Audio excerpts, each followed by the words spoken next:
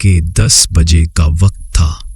गांव के चौक पर रामू काका खटिया बिछाए बैठे थे और उनके सामने कुछ बच्चे और बड़े कहानी सुनने के लिए जमा थे। रामू काका आज कौन सी कहानी सुनाएंगे? एक बच्चे ने पूछा। रामू काका अभी सोच ही रहे थे कि अचानक बिजली कड़की। बिजली, सब अपने घरों में जाओ, सोनू चीखा। सब लोग तेजी से घरों में घुस गए। दुकानों के शटर गिर गए और हर तरफ सन्नाटा छा गया। विपल अपने खानदान, बीवी मालती और बच्चों मिक्की और रंको के साथ ससुराल जा रहा था। उसने एक शॉर्टकट लिया था जिस पर उसके बाऊजी फिक्रमंद थे। बेटा, मुझे नहीं लगता हम उस रास्ते से पहुंच पाएंगे, बाऊजी ने कहा। बाऊजी फिक्र ना करें, हम ठीक पहुंच जाएंगे, विपल ने यकीन दिलाया। तभी मिक्की ने चंदेरी गांव देखा और रंको ने स्त्री फिल्म का जिक्र किया। अचानक जोरों की बारिश शुरू हो गई और गाड़ी पानी में फंसकर बंद हो गई। कमाल है, इतनी जल्दी पानी भर गया। चलो सब गाड़ी से निकलो, विपल ने कहा। वो सब पानी में उतरे जो शुरू में घुटनों तक था, लेकिन गांव की तरफ बढ़ते ही कम होता गया। अजीब है, पानी सिर्फ गाड़ी के पास ज्यादा था, बाऊजी ने कहा। विपल ने घर का दरवाजा खटखटाया। अंदर से एक जोड़े ने झांक कर कहा, तुम लोग भीगे हुए हो, यहां से चले जाओ।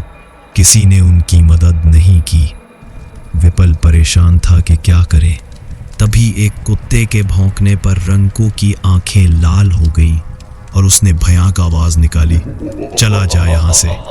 विपल ने उसे पकड़ने की कोशिश की तो रंको ने उसकी कलाई पर काट लिया और भाग गया। ये जगह ठीक नहीं लग रही, बाऊजी ने कहा।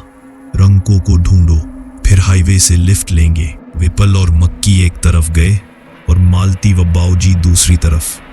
थोड़ी देर बाद मालती और बाऊजी को रंको नजर आया जो अजीब तरह से हंस रहा था। रंको अचानक बाऊजी पर कूदा और उसके जिस्म से खून बहने लगा। देखते ही देखते रंको के हाथ, पैर और गर्दन अलग हो गए। मालती और बाऊजी रंको की लाश पर रो रहे थे कि जोरों की बिजली कड़की और एक हंसी गूंज उठी। बारिश अभी भी तेज हो रही थी। एक खिड़की से आवाज आई, अंदर आ जाओ, बारिश में मत भीगो।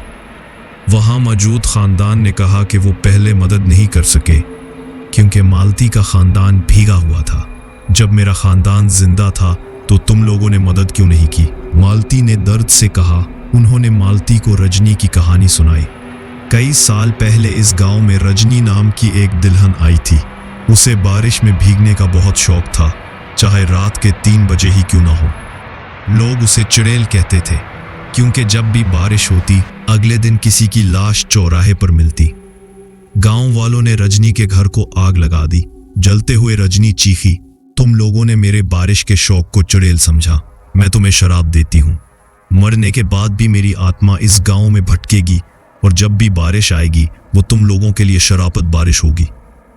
बाद में पता चला कि लोग जहरीले सांप के काटने से मरते थे। इस दिन के बाद से जब भी बारिश आती भीगने वाला शख्स हैवान बनकर बुरी तरह मर जाता। मालती समझ गई कि इसके खानदान के साथ ऐसा क्यों हुआ, लेकिन मुझ पर असर क्यों नहीं हुआ और आप लोगों ने मुझे घर क्यों लिया? मालती ने पूछा। क्योंकि रजनी के शराब का असर हामला औरत पर नहीं होता, उन्होंने बताया। मालती को अपनी माँ के घर भेज दिया गया मगर उसका गम गहरा था। एक दिन मालती की तबीयत बिगड़ी और अस्पताल में जाकर पता चला कि उसका बच्चा नहीं बचा। ये सुनकर मालती के होश उड़ गए। घने जंगल में एक तांत्रिक रात गए मंत्रा पढ़ रहा था। उसके पास एक बूढ़ी औरत आई।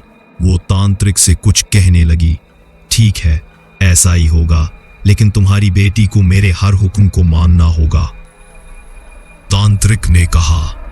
औरत ने मंजूर कर लिया।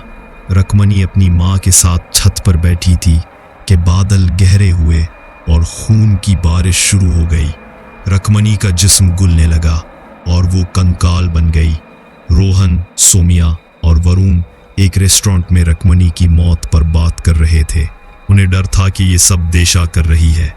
एक लड़की जो कॉलेज में परस्रार थी और जिससे दोस्ती करने वाले गायब हो जाते थे, वो देशा के घर गए और खिड़की से देखा तो अंदर कटे सर और इंसानी खोपड़ियां पड़ी थी और देशा काले लिबास में मंत्र पढ़ रही थी। वो भागे, लेकिन देशा बिजली की रफ्तार से उनकी कार के सामने आ गई। इसे कुचल दो, वरना ये हमें नहीं छोड़ेगी, वरुण चीखा। रोहन ने कार उसके ऊपर चढ़ा दी और वो आगे बढ़ गए। अगली सुबह रोहन और वरुण एक साधु के पास गए। साधु ने कहा कि मौत का साया उन पर मंडला रहा है और वो दोनों दोस्तों की मौत में शामिल थे। तुम्हें जिसे कॉलेज की लड़की समझ रहे थे, वो एक डाइन माँ की डाइन बेटी थी और वो अकेली नहीं थी। साधु ने कहा, जिस रात तुमने उसे कुचला, उसकी माँ ने तांत्रिक की मदद से तुम्हारे दोस्तों की जान ले ली। अब सिर्फ तुम दोनों बचे हो।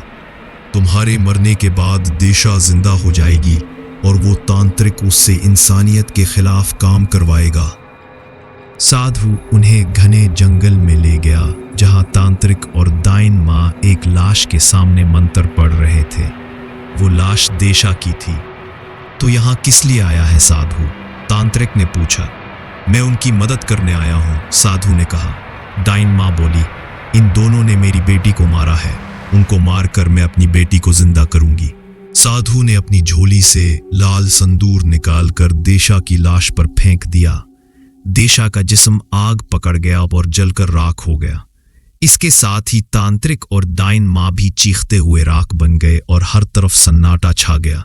दोनों का अंत हो चुका था।